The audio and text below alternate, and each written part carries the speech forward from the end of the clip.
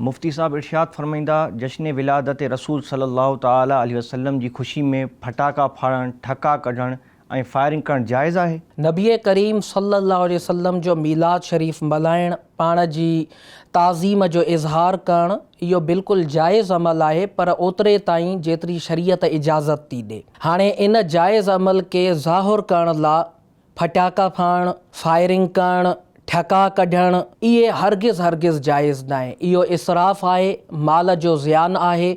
क़ुरान पाक में अल्लाह तबारक व तआला इरशाद फरमाए थो, बिस्मिल्लाहिर्रहमानिर्रहीम वला तुबज़्ज़िर तबज़ीरा इन्नल मुबज़्ज़िरीन कानू इख़्वानश-शयातीन व कानश-शैतानु लिरब्बिही कफ़ूरा। तर्जुमो, ऐं फ़ुज़ूल ख़र्ची न कर, बेशक फ़ुज़ूल ख़र्ची करण वारा शैतान जा भाइर आहिनि ऐं शैतान पंहिंजे रब जो वॾो नाशुक्रो आहे। इन में अल्लाह तबारक व तआला फ़ुज़ूल ख़र्ची खां मना कयो आहे।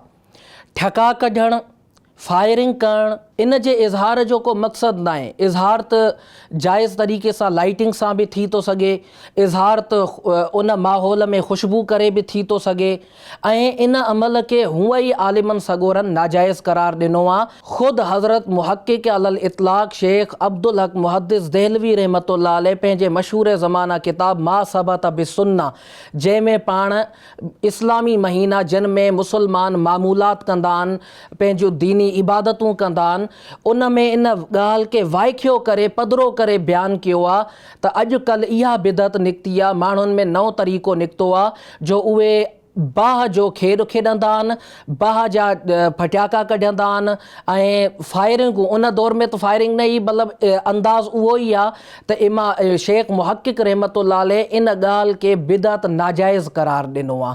सो ई मीलाद मल्हाइण जा ॿिया जाइज़ तरीक़ा मौजूदु आहिनि। इन करे इन जे लाइ फटाका कढणु, फायरिंग करणु इन जी इजाज़त नाहे।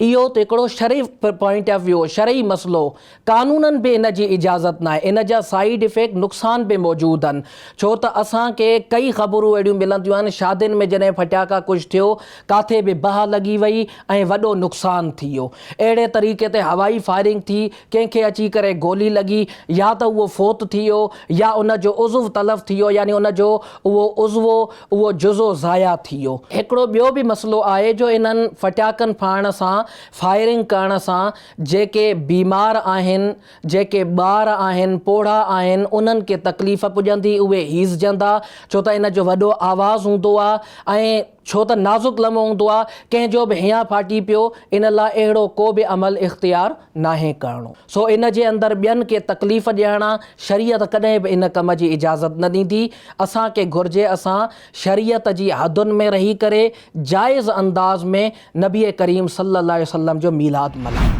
Social media Sindhi Dawat Islami platforms के लाइक्स, फॉलो, शेयर कयो, सब्सक्राइब कयो।